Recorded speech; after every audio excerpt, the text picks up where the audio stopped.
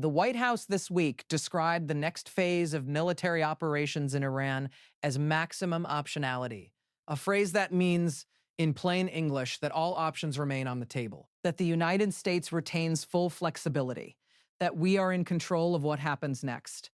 Here is what the documented record of this same week shows. In a single night at a single base in Saudi Arabia, a $300 drone, commodity hardware, the kind of component you can order in bulk, destroyed a $300 million aircraft, and then another. And by the time the swarm was done, the total financial damage at Prince Sultan Air Base had surpassed $1 billion in one night. Maximum optionality. And $1 billion of American military hardware destroyed by equipment that costs less than a used car. Both of those things happened in the same week. And as always, only one of them describes the war that is actually being fought. Let's start with what happened at Prince Sultan Air Base, because the specific assets that were destroyed matter enormously and have not been explained clearly in most coverage. The attack had two phases. First, ballistic missiles were used to breach the perimeter, to crack the outer defenses and create the opening. Then drone swarms came in behind them, and they were not random. They were hunting. Specifically hunting high-value targets parked on open tarmac. What they found and what they destroyed includes KC-135 strata tankers. If you're not familiar with what a KC-135 does, it is an aerial refueling aircraft. It is the reason U.S. fighter jets can operate across the width of the Gulf. Without the KC-135, the operational range of American air power in this theater contracts dramatically. You cannot project force over distance without refueling. These aircraft are not optional, they are foundational. And then there is the E-3G Sentry, the AWACS, the Airborne Warning and Control System. Military analysts describe this aircraft as the brain of the operation, the command and control platform that fighter jets and missile interceptor batteries depend on to see the battlefield, to coordinate it, to know where threats are coming from and where friendly assets are positioned. When you lose an AWACS, you don't just lose a plane. You lose the shared operational picture. You effectively blind the forces that depended on it. Both categories of aircraft were destroyed in one night by a combination of ballistic missiles and drones whose total cost represents a rounding error compared to the assets they eliminated. That is the documented tactical outcome. That is what maximum optionality looks like on the ground. Now, here is the question that defense analysts are asking, and that has not received a direct public answer.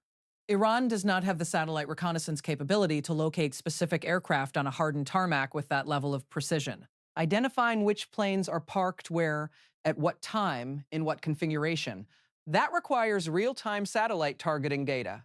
Iran does not independently possess that capability at the required resolution. The intelligence assessment that is circulating among defense analysts points to Russia, specifically to Russia providing real-time satellite targeting data that guided Iranian missiles onto American assets. I want to be precise about what that means. If that assessment is accurate and it is being treated seriously by people whose job is to assess these things, it means that Russian satellite intelligence was used to locate and destroy American military aircraft. It means American assets were destroyed with Russian targeting assistance. And here is the political reality sitting directly next to that assessment. In the same period, the U.S. administration has been actively lobbying to lift sanctions on Russian oil. Russian officials have been invited to the U.S. Capitol. I am not characterizing the relationship. I am reporting the documented sequence. Russian targeting data potentially used to destroy American aircraft. Simultaneous American policy movement toward lifting Russian sanctions and extending diplomatic hospitality to Russian officials. Those two things are in the public record in the same week. I will let you determine what to make of them. Let's move to Iraq, because what has happened there has been described in sanitized language that obscures what is actually occurring. The Iraqi government has formally authorized Shiite militias to engage U.S. troops, formally with legal authorization from the host nation government. Think about what that sentence means in concrete terms.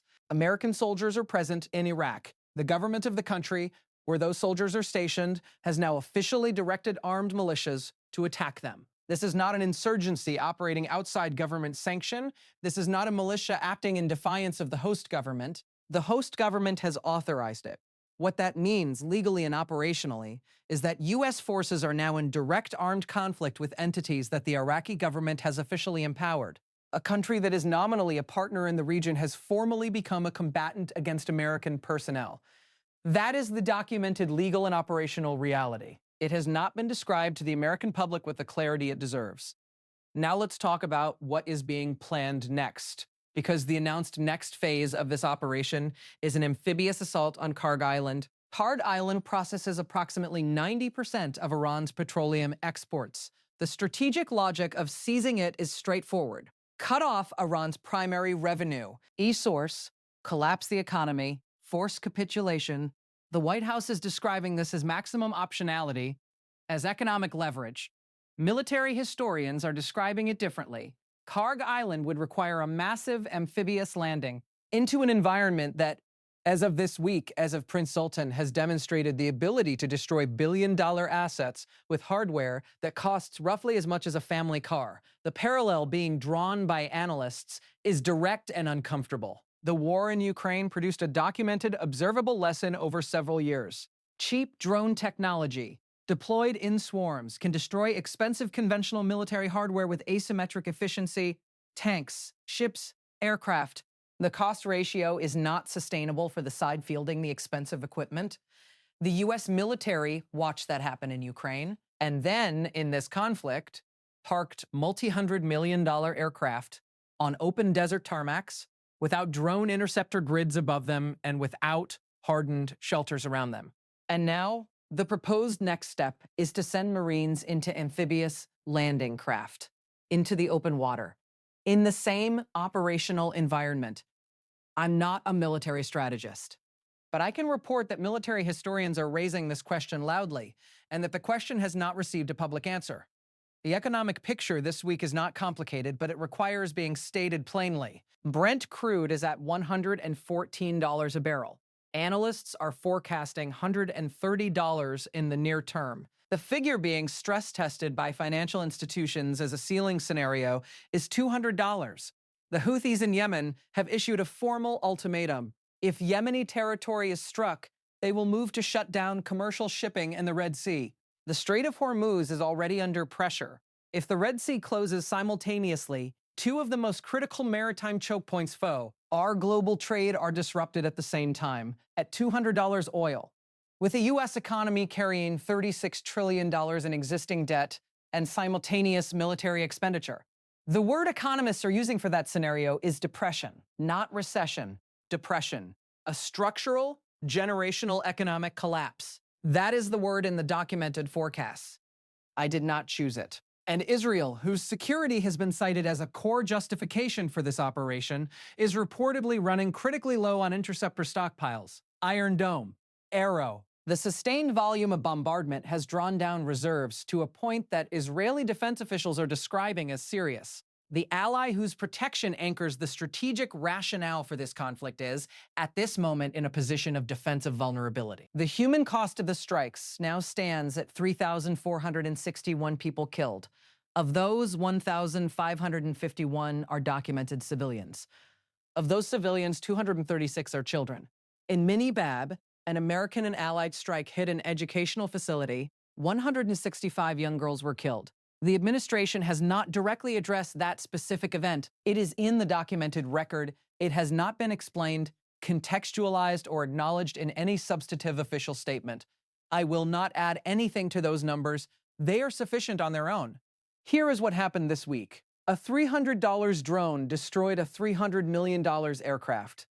And then did it again, and by the end of one night, more than $1 billion of American military equipment was gone from a single base, destroyed by hardware that costs less than the cars in the parking lot outside this building. The aircraft destroyed include the planes that allow U.S. jets to operate at range, and the plane that allows U.S. forces to see the battlefield. That capability is gone from this theater. The intelligence assessment says Russian satellite data guided those strikes onto American targets.